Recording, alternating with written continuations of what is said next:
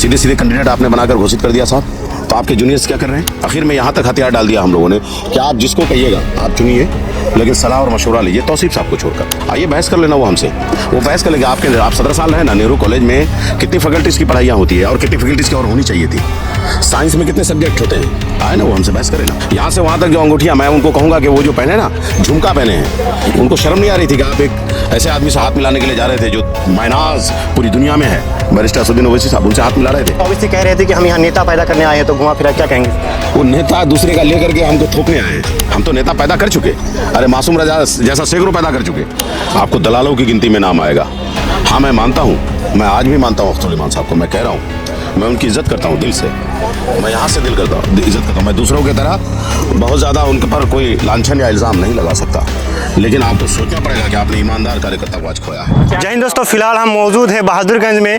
जिस तरह हाल ही में तौसीफ साहब AIMIM में शामिल हुए और उनको कैंडिडेट घोषित कर दिया गया है, उसी को लेकर AIMIM के जितने भी कार्यकर्ता थे सब नाराज थे और इस्तीफा, सामूहिक इस्तीफा देने का बात कर रहे थे। आज 30 तारीख है। आज बहादुरगंज में एक जगह बैठ के मासूम जी के अध्यक्षता में आज उसके जितने भी कार्यकर्ता थे सब ने इस्तीफा दिया सामूहिक रूप में। आज ही हम उन लोगों से बातचीत करेंगे और जानने की कोशिश करेंगे कि आखिर वो लोग इतना नाराज क्यों है। क्या तौसीफ साहब को पार्टी में शामिल करने की वजह से नाराज हुए हैं या उनको कैंडिडेट घोषित करने की वजह से नाराज हुए? यहाँ के लोगों से बातचीत करेंगे और जानने की कोशिश करेंगे। सर, आज आप लोगों ने जो सामूहिक रूप से इस्तीफा दिया, इसका कारण क्या है? अब मैंने कई बार खुलासा भी किया। देखिए, मनमाना ढंग से हैदराबाद से ही अगर किसी को कैंडिडेट बना दिया जाएगा और एक जानिब खुद बिहार सदर अख्तर उल साहब खड़े थे, दूसरे जानिब बैरिस्टर असदुद्दीन ओवैसी साहब, तो और कुछ बाकी नहीं रहा। हाँ मैं मानता कि उनके जूनियर्स जो वहाँ माजिद साहब बैठे हैं और यहाँ आदिल साहब वो लोग हैं, उनको कैंडिडेट घोषित करते, इश्तियाक साहब कैंडिडेट घोषित करते, तो हमारे पास रास्ता था अख्तर उल साहब तक पहुँचने का। हमारे पास रास्ता होता बैरिस्टर असदुद्दीन ओवैसी साहब तक पहुँचने का। सीधे सीधे कैंडिडेट आपने बनाकर घोषित कर दिया साहब। तो आपके जूनियर्स क्या कर रहे हैं? आपने जब कर दिया और फिर उस पर तायद भी आज का वीडियो में तायद कर दें कि जो हमारे कौमी सदर ने जिसको कैंडिडेट बनाया है उसको तस्लीम करिए, तो भैया हम लोग और बर्दाश्त नहीं कर सकते। हम लोग आखिर में यहाँ तक हथियार डाल दिया हम लोगों ने कि आप जिसको कहिएगा आप चुनिए, लेकिन सलाह और मशवरा लीजिए तौसीफ साहब को छोड़कर। इंटेलेक्चुअल पर्सन को लाइए ना भाई, पढ़े लिखे लोगों को लाइए ना भाई। आइए बहस कर लेना वो हमसे, वो बहस कर लेंगे। आप 17 साल रहे ना नेहरू कॉलेज में, कितनी फैकल्टीज़ की पढ़ाइयाँ होती है और कितनी फैकल्टीज़ की और होनी चाहिए थी। साइंस में कितने सब्जेक्ट होते हैं, आए ना वो हमसे बहस करें ना। बात करें, किसको आप दे रहे हैं? यहाँ से वहाँ तक जो अंगूठियाँ, मैं उनको कहूँगा कि वो जो पहने ना, झुमका पहने हैं, उनको शर्म नहीं आ रही थी कि आप एक ऐसे आदमी से हाथ मिलाने के लिए जा रहे थे जो मायनाज पूरी दुनिया में है। बैरिस्टर असदुद्दीन ओवैसी साहब उनसे हाथ मिला रहे थे, यहाँ से वहाँ तक अंगूठियाँ पहन करके। शर्म महसूस नहीं हुई?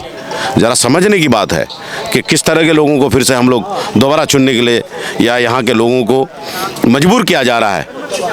ये कहीं ना कहीं बड़ा फैसला हम लोग लिए हैं, आगे फैसला लेंगे। आने वाला वक्त में हम लोग को करना क्या है, अगला कदम क्या है? जिस तरह ओवैसी कह रहे थे कि हम यहाँ नेता पैदा करने आए हैं, तो घुमा फिरा क्या कहेंगे? वो नेता दूसरे का लेकर के हमको थोपने आए हैं, ये तो यही ना समझा जाएगा। हम तो नेता पैदा कर चुके। अरे मासूम राजा जैसा सैकड़ों पैदा कर चुके। आपका यहाँ पर लगभग 150 आदमी है ना भाई, अभी 100 कुर्सियाँ थी, कुछ लोग खड़े हैं, वो गलत रमीज साहब पूछे ना जाने क्यों, ये रियाज साहब गलत वो बोले। ये 150 कार्यकर्ता है मेरे भाई, आम आदमी नहीं है। ये सब प्रखंड के अध्यक्ष है या पंचायत के अध्यक्ष है? जी, प्रखंड और पंचायत के अध्यक्ष लोग हैं, सचिव लोग हैं, सब जिम्मेदार लोग थे यहाँ पर। उन लोगों को लेकर के हम लोगों ने, आप उतरेंगे मैदान पर इन लोगों को लेकर, इंशाअल्लाह ताला आप यहाँ से लेकर के मैदान पर उतरेंगे, इन सारे लोगों को लेकर उतरेंगे। बैठक भी की हम लोगों ने लिखित में, 29 जनवरी को हम लोगों ने बैरिस्टर असदुद्दीन ओवैसी साहब को मेल किया है, अख्तर उल साहब को लिखित रूप में देकर आए हैं। और उसमें जो जो कैंडिडेट उस वक्त थे हम लोगों के साथ, लगभग सारे लोगों को लेकर हम पहुँचे थे। एक कैंडिडेट जो आज तौसीफ साहब के साथ खड़ा है उनको भी लेकर पहुँचे थे।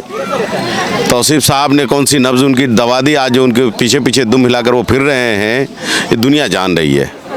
आप में हिम्मत नहीं है और आप कभी कैंडिडेट नहीं बन सकते, आपको दलालों की गिनती में नाम आएगा।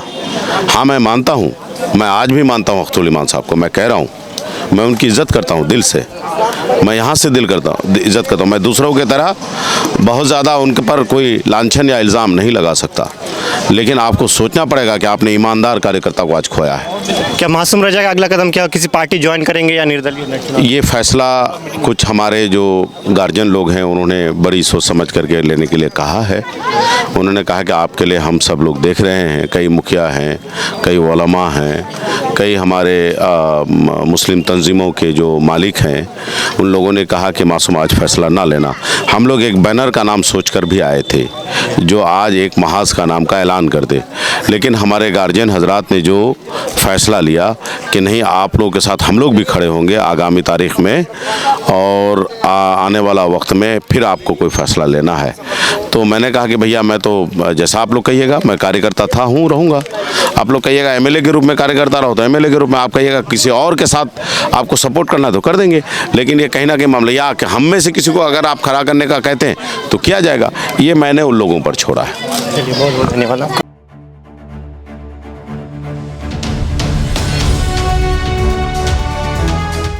ट्रू रिपोर्ट्स, सच आप तक।